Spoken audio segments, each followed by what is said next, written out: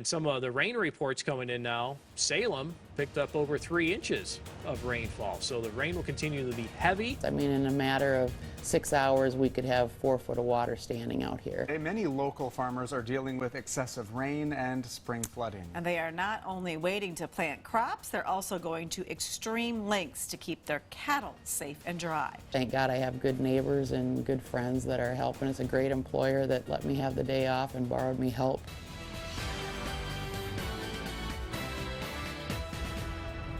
Roads and ranches all across KELOLAND are getting put back together after devastating spring flooding. In Turner County in southeast South Dakota, people are still dealing with washed out bridges and farms.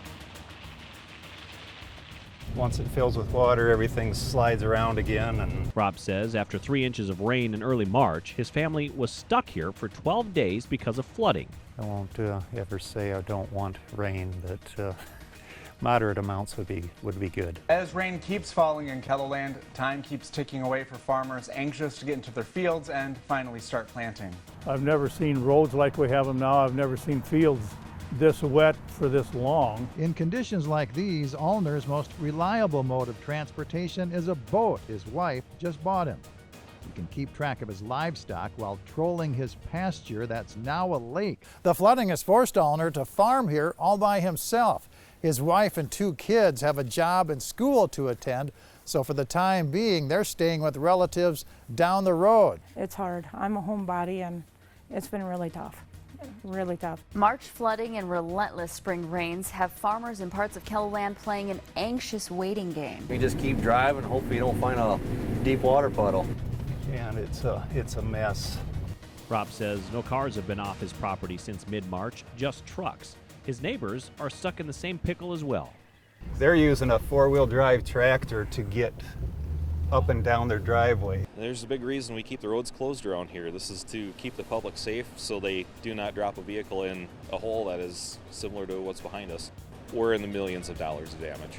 In the meantime, that has a big impact on farmers and ranchers. It's just another day in South Dakota.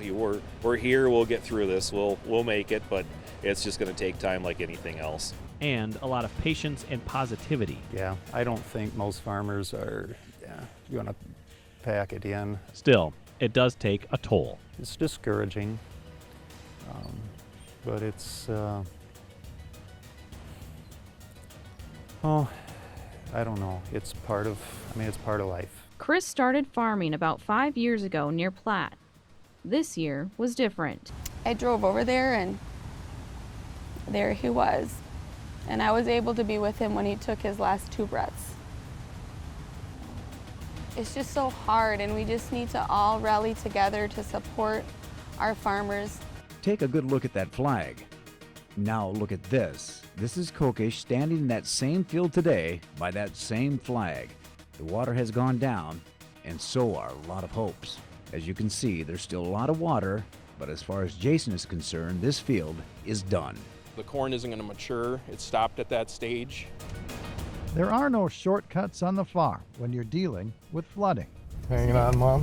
Richard Allner carved this back road through his corn crop because the main road to his farm is underwater. It makes a lot more work out of everything is the biggest thing, and worry about things you didn't used to worry about. Just today, Allner's tractor got stuck in the mud while leading his cows to shelter from the rain. I didn't make it. They did go. The cows came home, so. In the snowy fields of South Dakota, you won't find any reindeer, but you might see a few John Deere. Combines dashing through the snow to finish up harvest. Flooded all this out. Jim Lorang of Mount Vernon, who has thousands of acres, has been running his combine day and night. Last night we went till 9:30. We finished the field and we got done about 9:30 and we moved over here. Jim farms with his brother Nick. They say this is the latest they've ever picked corn. With snow on the ground, it makes it even more of a challenge. This year you really can't tell what's frozen underneath you after this. We had 8 inches of snow, and the moisture content is about 19% right now. That's not good. Back at their grain bins, the Lorangs are using a dryer to get the moisture level down to around 16% or lower. But that costs money.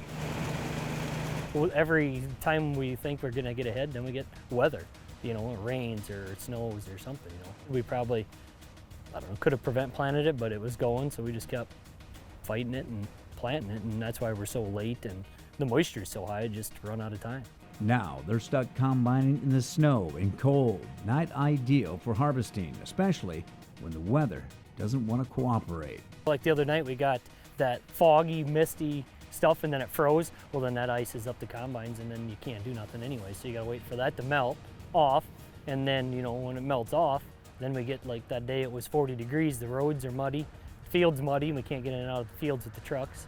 So makes it nice, and like now the gravel roads are so icy, you know, we can't get rid of that ice, so it's hard to get around with the trucks, you know, because it's just a sheet of ice. They're not alone. We put out a message on social media asking for other farmers to share their late harvest experiences with us.